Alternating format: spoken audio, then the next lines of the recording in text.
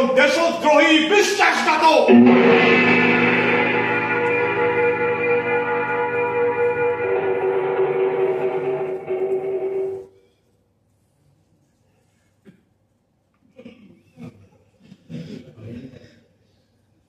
আমার বোধহয় অসহ্য হয়েছে।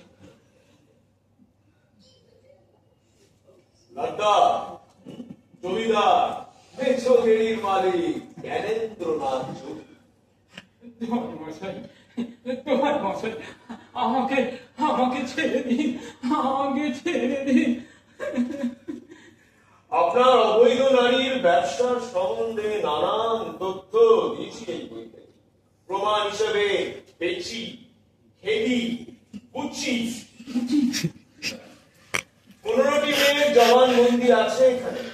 আর কলকাতা শহরে আপনার প্রত্যেকটি গণিকালায় ঠিকানাও দিয়েছি এই বইতে।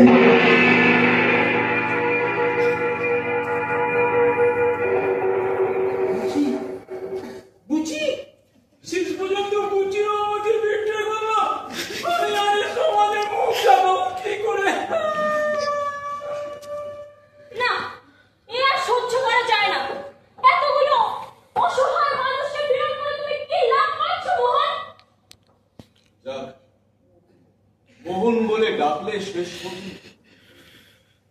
আমার কথার উত্তর দাও। তোমার উদ্দেশ্য টাকা চাও? যা টাকা তোমরা আমাকে দেবে তার চেয়ে বহু গুণ বেশি পাবো এই বই বেচে। তাহলে এ কোন ধরনের বিকার? বিকার?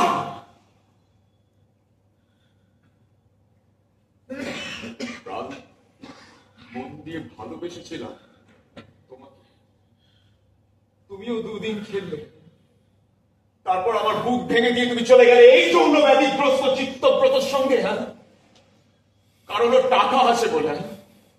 বিকার আমার না বিকার তোমাদের? বিকারগ্রস্ত কুৎসিত পরকের কীট তোমরা।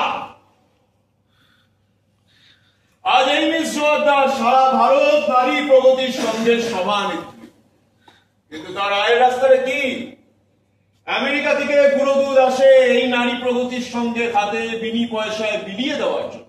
আবার সেই দুধে একটি বড় অংশ চলে যায় বিহারের গ্রামোদ্যোগ সমিতি।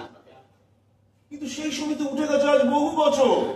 তার কর্ণধার শ্রীমতী কামিনী মেহতা মারা গেছেন বছর 3 আমার এই বইতে শ্রীমতী কামিনী মেহতার মৃত্যুর সার্টিফিকেট, 11টা রশিদের ফটোস্ট্যাট এবং তারই পাশে আছে এই মিস জোয়ারদারের হস্তাক্ষরের। এরই সঙ্গে হস্তলিপি বিশারদ শ্রী তাপস হালদারের অভিমত শ্রীমতী কামিনী মেহতার সই জাল করেছেন মিস জোয়ারদার। মাসে গুঁড়ো দুধ বিক্রি করে উনি 70,000 টাকা আয় করে। বিখ্যাত সমাজসেবিকা মিস রেবা জোয়ারদার আসলে একজন চলিয়া।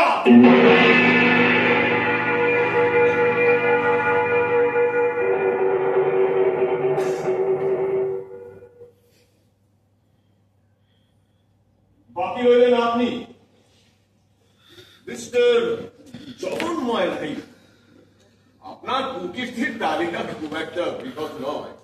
কারখানায় ছাঁটাই করে করে কিছু লোককে আপনি অনাহারে মেরেছেন। আমিও ছিলাম আপনার কারখানার অ্যাডভার্টাইজমেন্ট ডিপার্টমেন্টে, আপনি আমাকেও ছাঁটাই করেছেন। ব্যবসা করতে গেলে ছাঁটাই করতেই।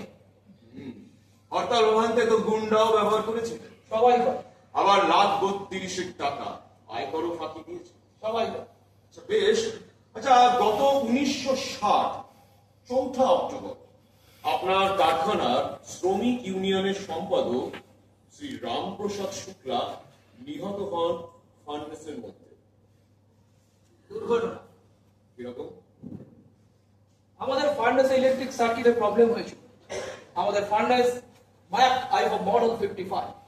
ইলেকট্রিক ফার্নেস ঠান্ডা করে রামপ্রসাদ ভেতরে যায় মেরামত করতে, কারণ রামপ্রসাদ ছিলেন একজন ইন্ডাস্ট্রিয়াল। তারপর একজন বোকা ফোরম্যান কিছু না বুঝেই সুইচ টিপে দেন, ফার্নেস জ্বলে ওঠে, রামপ্রসাদ মুহূর্তের মধ্যে পুড়ে যায়। দুর্ঘটনা? যদি বলি আপনার আদেশে তাকে এভাবে খুন করা হয়? বাজে কথা। কেন? আমি সেদিন অফিসেই যাই। কেন? জ্বর হয়েছে। আচ্ছা, আপনি সেদিন আপনার কারখানার ওই ম্যানেজার সত্য সত্যস্বরণ ঘোষকে টেলিফোন করেননি? না, টেলিফোনে তাকে নির্দেশ দেননি? কেন বাজে কথা বলছেন? বেশ, আপনাদের টেলিফোনের কথাবার্তার একটা ছোট্ট অংশ আপনাকে আমি শুনি।